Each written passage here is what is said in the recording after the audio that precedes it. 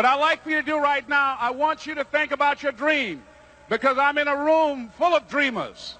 Think about your dream right now. I want you to think about it and envision it. Now, ladies and gentlemen, let me share something with you. I do not believe that any of us have dreams that were not given to us for the purpose of accomplishing those particular dreams. And I want to share something with you that has changed my life. I started out, as was indicated by Jack. It's very humble beginnings. I don't know what that dream is that you have. I don't care how far-fetched it might appear to be. I don't care how disappointing it might have been as you've been working toward that dream. But here's what I know, that that dream that you're holding in your mind, that it's possible. Let's say that together, please. Say, it's possible. See, sometimes we can't say, I can do that. But what we can say, that it's possible that I can have my dream. As we run toward it, as we work on it day in and day out. No one, ladies and gentlemen, could have convinced me when I started out just over 6 years ago working on my dream. And I want you to think about whatever your dream is, because I was willing to take a chance. And most people won't do that. Most of the people that you talk to try and bring them into the business, these are not risk takers. Most people have done all that they're ever going to do. They raise a family, they earn a living, and then they die. But people who are running toward their dreams, life has a special kind of meaning. And here's what I will share with you, that in the process of working on your dreams, you are going to incur a lot of disappointment, a lot of failure, a lot of pain, a lot of setbacks, a lot of defeats. But in the process of doing that, you will discover some things about yourself that you don't know right now. What you will realize is that you have greatness within you. What you'll realize is that you're more powerful than you can ever begin to imagine. What you will realize is that you're greater than your circumstances, that you don't have to go through life being a victim. As Jack indicated, I was born in Miami, Florida, in an area called Liberty City, in an abandoned building on a hard linoleum floor with my twin brother. We were 6 weeks of age. We were adopted. When I was in 5th grade, I was identified as EMR, labeled educable, mentally retarded, put back from the 5th grade into the 4th grade, and stayed in that category until I got out of high school. I don't have any college training, but I met a high school teacher who one day changed my life. I was waiting on another student, and when he came in, he said to me, young man, go to the board and write what I'm about to tell you. And I said, I can't do that, sir. He said, why not? I said, I'm not one of your students. He said, it doesn't matter. Follow my directions now. I said, I can't do that, sir. He said, why not? I said, because I'm educable, mentally retarded. And he came from behind his desk and he looked at me. He said, don't ever say that again. Someone's opinion of you does not have to become your reality.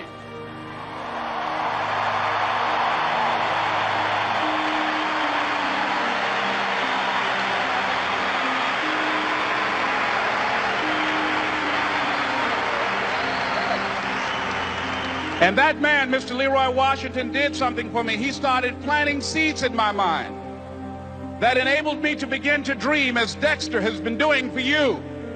And ladies and gentlemen, I started working on my dream. And most people don't work on their dreams. Why? For many years I didn't. One is because of fear. The fear of failure. What if things don't work out? And the fear of success. What if they do and I can't handle it?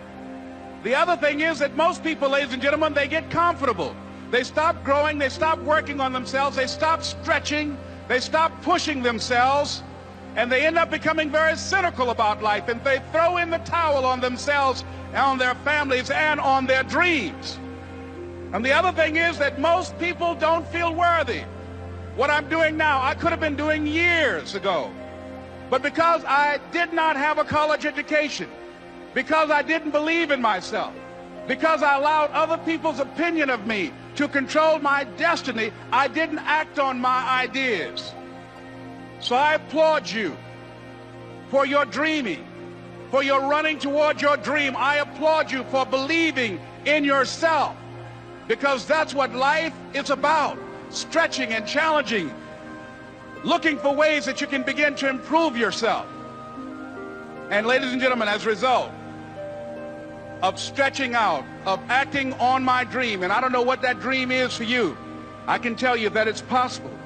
No one could have convinced me that after just over 6 years, I would have my own book entitled Live Your Dreams. Just over 6 years, I would have 5 specials on public television. Just over 6 years, I've done motivational speaking for AT&T, Procter & Gamble, McDonald's Corporation, Xerox, IBM. Just over 6 years. I will now have my own talk show that will premiere on Monday, Labor Day. I'm saying to you, your dream is possible. Your dream is possible. But not only is it important that you believe and begin to know that it's possible for you to live your dream as you run toward it, but I've done something that I want to share with you called Choosing Your Future. In fact, I've developed a set of tapes talking about how to begin to create your own reality by choosing your future.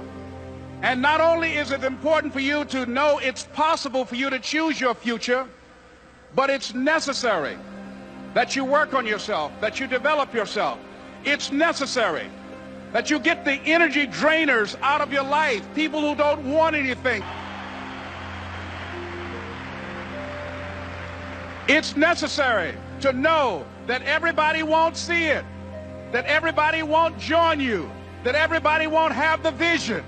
It's necessary to know that a lot of people like to complain, but they don't want to do anything about their situation. That you are an uncommon breed.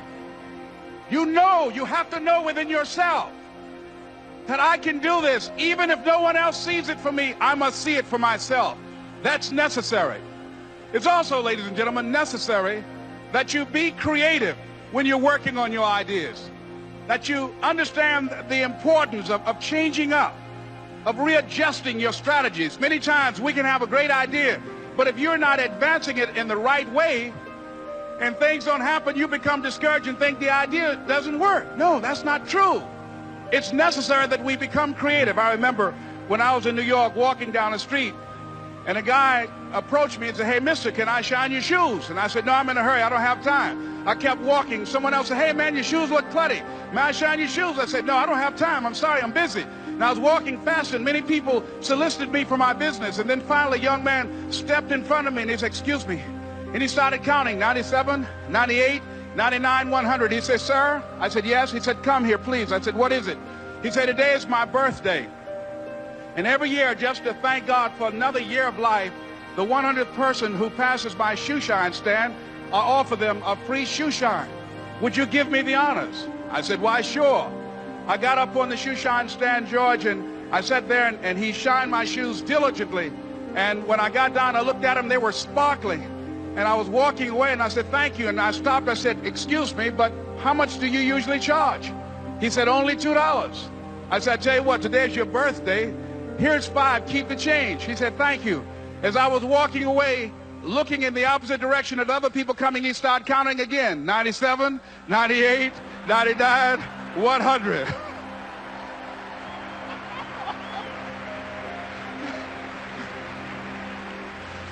It's necessary that you be flexible, that you are always thinking of how can I improve this better. This is a customer-driven economy. It's necessary for you to always explore various ways in which you can improve the quality of service that you're providing for the people in your organization. I remember something, a major company had talked about the extra value service they were providing for their customers. And the lady who had the news conference summarized it this way. She said, "It's not our intention to satisfy our customers or to please our customers. Our intention is to amaze them." It's necessary, if you're going to compete today, that you look for ways to amaze your customers by being one of those individuals that keep your commitments, that keep your word, that's relentless. It's necessary as you work with the people that you bring into your organization, that they see that you are a good example of a person to work with, because you model integrity and determination and ambition and truth and honesty and the way in which you conduct business. The next step is, that is you. That is you. That no one can do it for you but you. And even though you face disappointments, even though you will experience some setbacks, it goes with the territory. You must understand that. I remember I was playing a game with my 9-year-old son, John Leslie, and I beat him 10 straight games in a game called Connect 4. And finally, I said, John Leslie, I'm bored. I don't want to play you anymore. And I got up. I said, I'm ready to go to sleep now. And repeat out to me, please. Let's say this together. It's not over until I win. John Leslie said, no, you can't go now, Dad. I said, why? He said, it's not over until I win. That was his attitude. We sat down and we played several other games.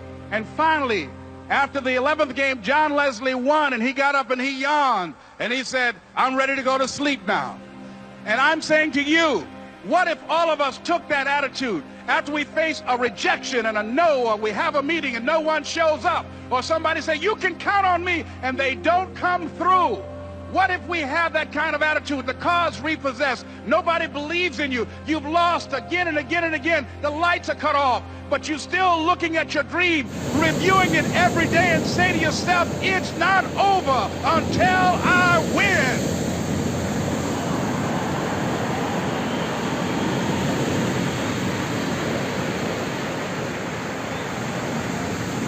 Life will yield to you. Now here's the next step. Repeat after me, please. It's possible. I can live my dream. It's necessary. I work on myself. Surround myself with winners. Become creative. It's me. I've got to make it happen. It's not over until I win.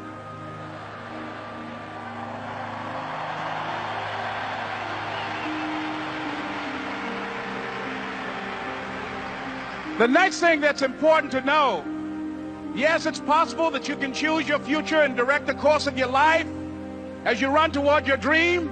It's necessary that you have goals, that you write those goals down, that you plan, that you think constantly of how you can begin to improve what it is that you're doing. If it's your presentations, if it's your recruiting skills, whatever that is, it's also necessary that you look for ways to always find a way to pull it out when everybody else thinks that you are defeated. That you've got to take personal responsibility to know that in order to become successful, you've got to make it your personal business to do it. But the next thing, ladies and gentlemen, I want to share with you that some of you already know that it's hard. It's not easy. It's hard changing your life. It was hard when just over 3 years ago in the Penobscot building in Detroit, Michigan, where I was operating my business, and I fell on some hard times, and I was sleeping in my office. It was hard coming into the lobby, and the security said, excuse me, Mr. Brown, can we see you for a moment? And I said, yes, and I walked up to the counter, and he gave me an envelope. And he said, would you mind reading it here? And I opened the envelope, and the envelope was from management that said, this is an office tower. It's not a hotel. Please do not sleep in your office. And I said, excuse me, sir. I said, I just work long hours in creating my business. I'm an entrepreneur. And right now, things are bad for me. But they're not going to be this way always.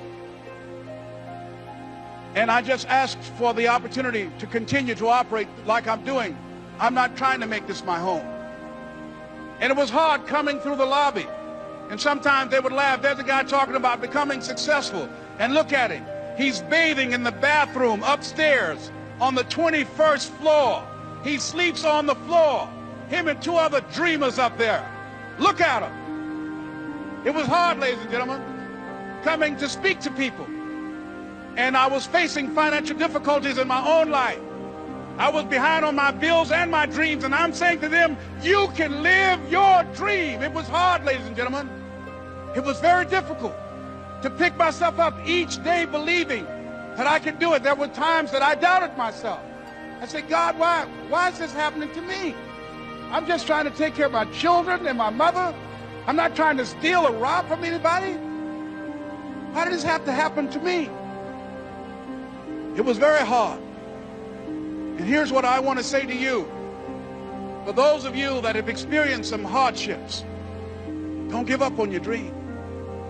No one could have convinced me by holding on, by continuing to push forward, by continuing to run toward my dream, that one day I would have my own talk show. It's a long shot, ladies and gentlemen, from Liberty City, an abandoned building on a floor, never knowing my mother or father. It's a long shot. Being here with you today in this dome in Atlanta, it's a long shot. No college training, labeled educable, mentally retarded, but I kept running toward my dream.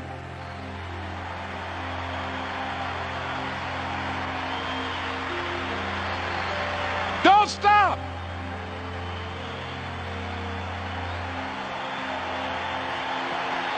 Don't stop.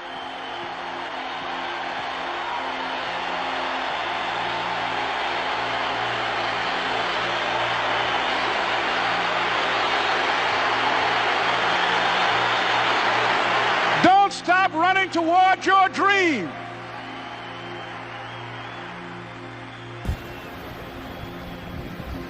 It's very important as you hold on to that dream.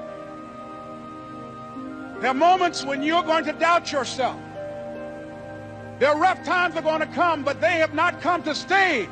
They have come to pass. It's very important for you to know that. Don't say I'm having a bad day. Say I'm having a character building day.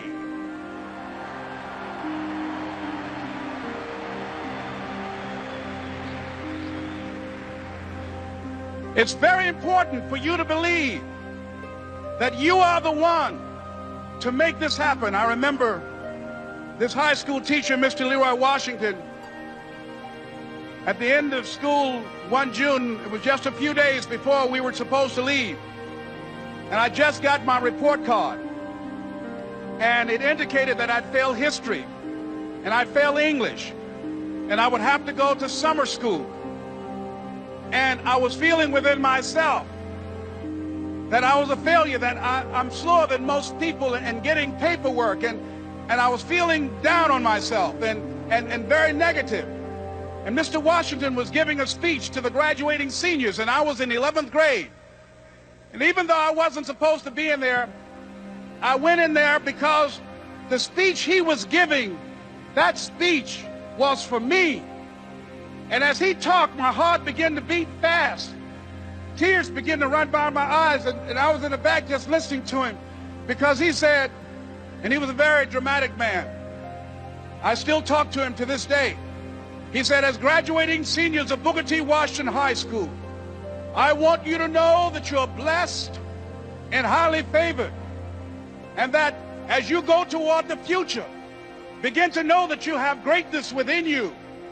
And if just one of you here begin to envision yourselves as being blessed and highly favored to reach your goals, if just one of you capture the essence of what that means, that you have greatness within you and a responsibility to manifest that greatness, that you can make your parents proud, you can make your school proud, you can touch millions of people's lives, and the world will never be the same again because you came this way. And the students gave him a rousing standing ovation. And as he left the auditorium, I ran down the steps and I caught him in the parking lot. I said, Mr. Washington? He said, yes. I said, do you remember me, sir? He said, no. I said, my name is Leslie Brown. My mother, she works in the cafeteria here. I'm one of the twins, Leslie and Wesley. I said, Mr. Washington, but you know, I got these big dreams. You know, I like talking to people. I love people. I said, I want to work with people, and I got this dream of buying my mama a home. Could I do that, Mr. Washington? He said, it's possible, Mr. Brown.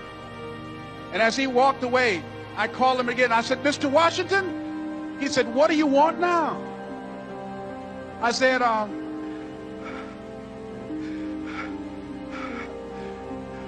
I'm the one, sir.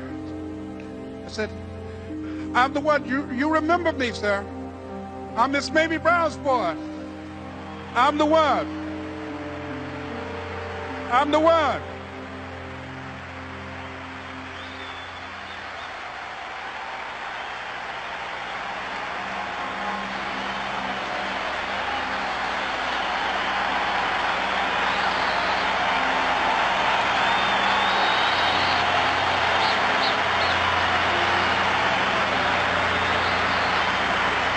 And you must feel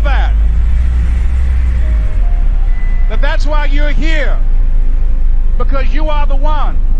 And I remember when PBS first played one of my specials called You Deserve, one Sunday afternoon in Miami, Florida. I had some friends call him to tell him to tune in. And he watched the program. He called me in Detroit, and I answered the phone. I said, hello. He said, may I speak to Les Brown, please? I said, who's calling? He said, you know who this is. I said, oh, Mr. Washington, it's you. He said, you were the one, weren't you? I said, yes, sir. He said, and you were so crazy.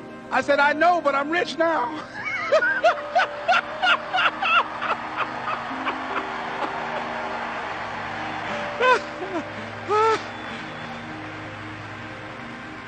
Ladies and gentlemen, it's not going to be easy. It was hard laying on the floor of the Penobscot building, looking out of the window, daydreaming, saying, Les, can you do this? Can you make this happen?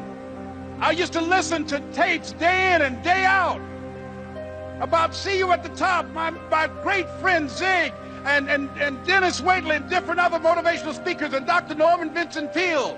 And Dexter saying, don't let nobody steal your dream. I used to ask myself, can I do this? And something said within me, you're the one. You're the one. And let me tell you something, ladies and gentlemen. While you're here, and before you go back home to your respective cities and communities, write down at least 5 reasons on why you deserve your dream, on why you won't give up, what's going to make you unstoppable, why you must be unreasonable, because logical, practical thinking says you can't do it today. But if you want to produce unreasonable results in your life, like living your dream and taking charge of your destiny, you've got to be an unreasonable person. You've got to be an uncommon person. So write down the reasons of why you're here. My first major goal was to buy my mother a home. And let me tell you something, ladies and gentlemen. What will reasons do, Les? Nietzsche said, if you know the why for doing, you can endure almost anyhow. What do you mean by that? If you know why you're doing something, when the hard times come, and they're going to come, when the disappointments and the rejections come, and they're going to come by the truckloads, your reasons will be your rod and staff to comfort you, to pick you up. Once again, I got a saying on one of my tapes, if life knocks you down, try and land on your back, because if you can look up, you can get up. Let your reasons get you back up.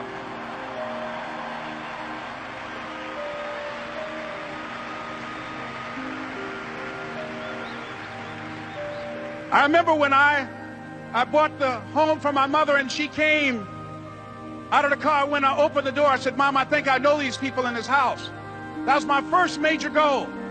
And then I couldn't conceal it anymore. I said, Mom, I got this for you. And as she went from room to room, looking at the house and saying, thank you, Jesus. Thank you, Lord. No one ever could have convinced me that this could have happened to me. And she looked at me and she said, Leslie, and you caused me so much problems as a boy. You were always into stuff. She said, no one could have convinced me that day when I walked in that house and this lady was holding you and your brother. And she said, ma'am, I want you to promise me 2 things. And she said, what is it? She says, 1, promise me that you won't separate them. She said, I want them raised together. I want them to know each other. I got pregnant while my husband was away in the war, and I can't keep them. Promise me that you won't separate them. She said, I promise I won't. I've never had children. I promise I won't separate them. And she said, promise me that you'll never tell him about who I am, because if my husband ever found out, he would kill me. She said, I promise. And she said that she gave him to us, and she kind of cried, and she was walking out the door, and she looked at my adopted mother. She said, remember, don't you separate them. She said, I swear to God, I won't. I won't separate them. I'll keep them together. And she said, as I held y'all in my arms, I never had any children of my own. I didn't know how I was going to do it, but I knew with the help of God, I would do it. And ladies and gentlemen, my mother had a dream of having children and raising us. She didn't know how she's going to do it. You're going to be just like that. And some of you are already there. Well, you don't know how you're going to make this happen, but you just feel within yourself some way, somehow, with the help of God, I'm going to make it happen. Repeat after me, please. No matter how bad it is, or how bad it gets, I'm going to make it. I'm going to make it. Shake somebody's hand on your right and left and say, you got the right stuff.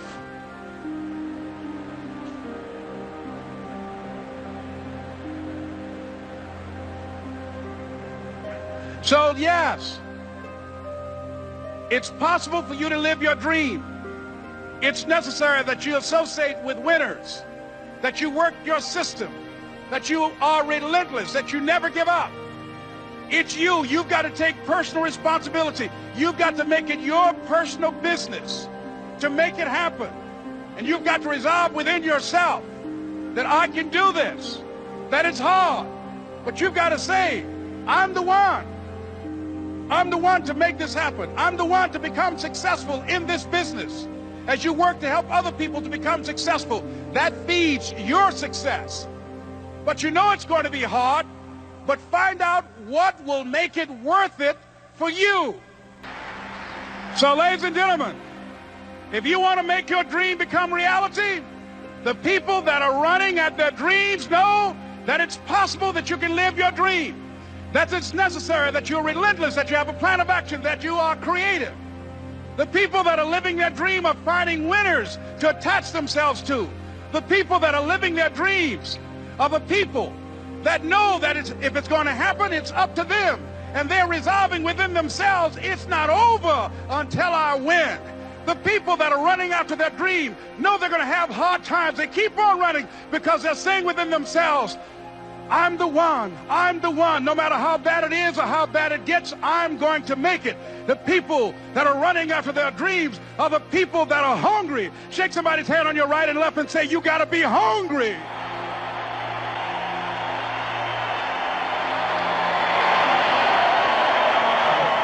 And as you run towards your dream, I want to dedicate this to you that I love very much. I want to thank Dexter and all of you. It's something that I'm known by.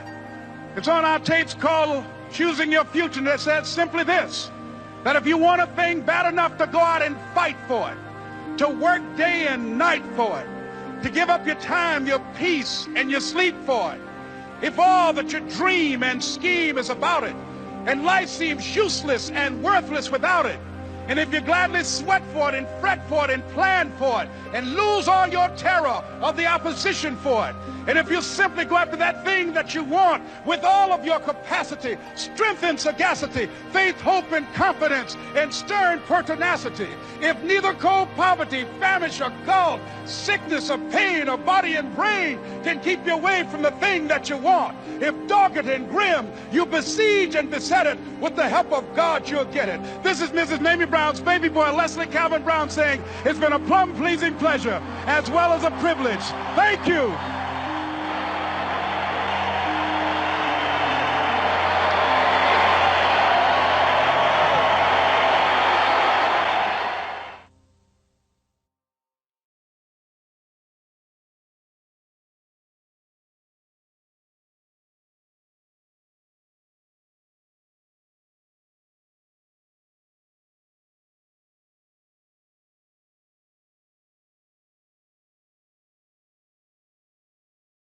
Thanks for watching.